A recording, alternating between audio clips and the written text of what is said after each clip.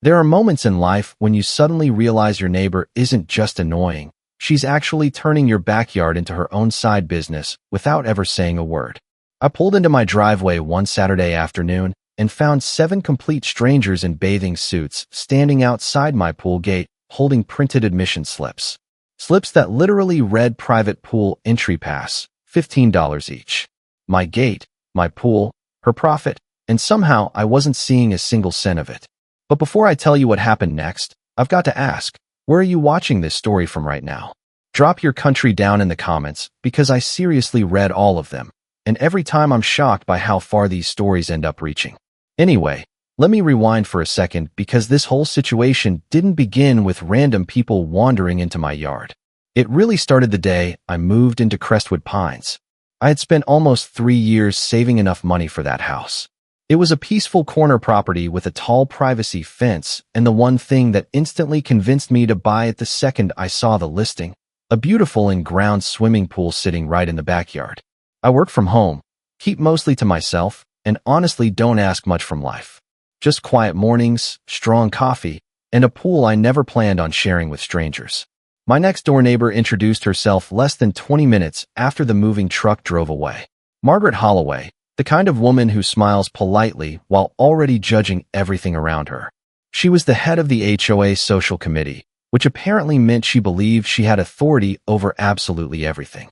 My mailbox paint, the brightness of my porch light, even whether my wind chimes matched the neighborhood atmosphere. I smiled politely, nodded a few times, and kept unpacking my boxes. The very first thing I installed that weekend, before I even fully arranged my bedroom furniture, was a smart lock on the backyard gate. It synced with my phone, tracked every entry and exit, and only opened through a code or Bluetooth access from my device. At the time, I barely thought twice about it. I just wanted the extra security. I had no idea that little gate would later become the smartest decision I had ever made. For the first couple of months, everything seemed completely normal. Typical neighbor stuff. Small driveway waves, awkward conversations, and the occasional passive-aggressive HOA newsletter complaining about certain residents who failed to edge their lawns properly. Nothing that really stood out. Then one Thursday afternoon, I glanced out my kitchen window and saw a man I had never met standing beside my pool with a towel hanging over his shoulder, staring into the water like he belonged there. I walked outside and asked what he was doing. He calmly told me he had a pass. I told him there was no such thing as pool passes. Then he pulled out a printed paper with the Crestwood Pines logo stamped across the top and the words, "Authorized Community Pool Guest Access." The only problem was, Crestwood Pines didn't even have a community pool. I had my own private swimming pool, and the guy honestly looked completely baffled. I told him there had to be some kind of misunderstanding, sent him on his way, and then went straight over to Margaret's house. She opened the door wearing a giant sun hat, casually holding a glass of lemonade like nothing in the world was wrong, and then told me something I still can't believe to this day. She claimed she had absolutely no clue what I was talking about. Smiled the entire time too, calm as could be. I walked back home trying to convince myself it was probably just some weird mix-up or printing error. But then, 3 days later, 4 more random people arrived asking about the pool. That was the moment I knew something was seriously off. So I started investigating, and what I uncovered genuinely left me speechless. Margaret had secretly made a private Facebook group called Crestwood Pines Pool Club. It already had more than 200 members, with posts dating back to 4 months before I had even finished moving into the house. She had been taking pictures of my backyard through an opening in the fence and posting them online with a full description, calling it a.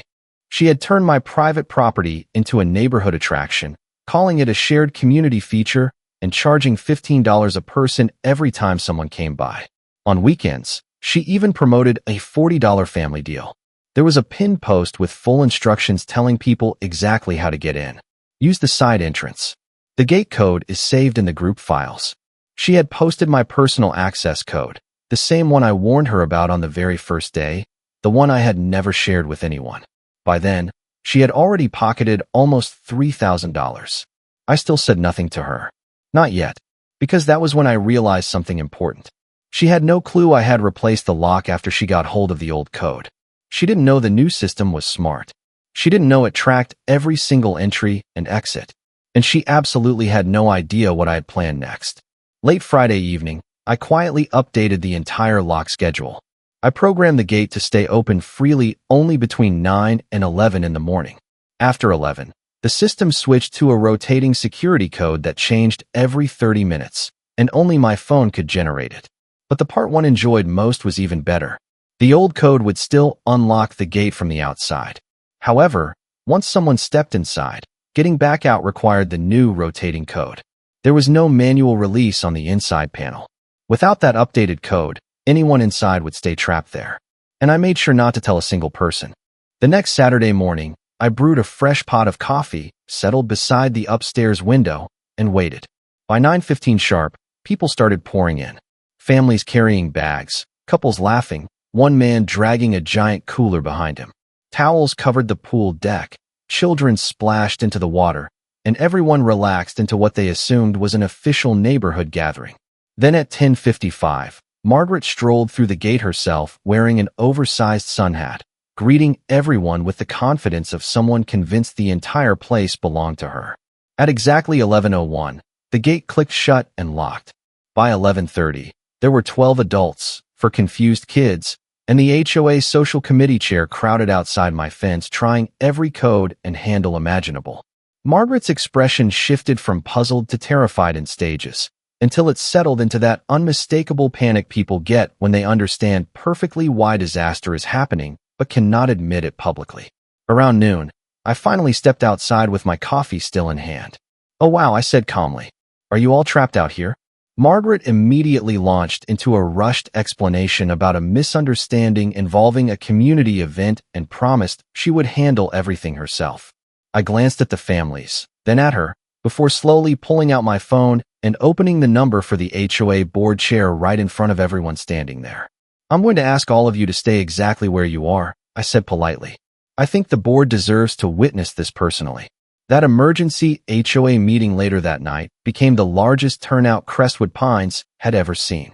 I arrived carrying printed screenshots from the Facebook group, copies of the membership list, and payment receipts several embarrassed guests had voluntarily sent me after realizing they had unknowingly paid Margaret to trespass on private property. I also brought the complete gate access log with every timestamp recorded over the previous 4 months, along with the photo Margaret had secretly taken of my backyard without permission.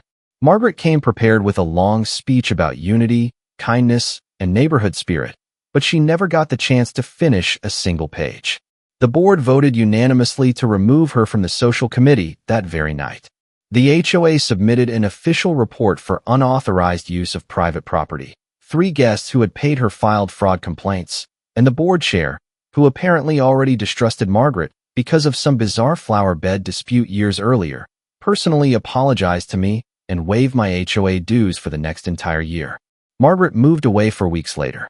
Months later, everything just carried on as if nothing had ever happened. No announcement, no farewell message, nothing. The gate is still standing, still smart, still quietly recording every entry and exit.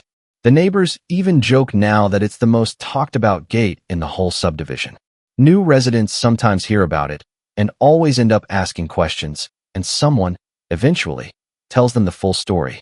And if someone ever hands you a printed pool pass for a backyard you've never even seen before, it might be worth slowing down and asking a few questions before you grab your towel, because somewhere out there a gate is still waiting, and it locks from the inside.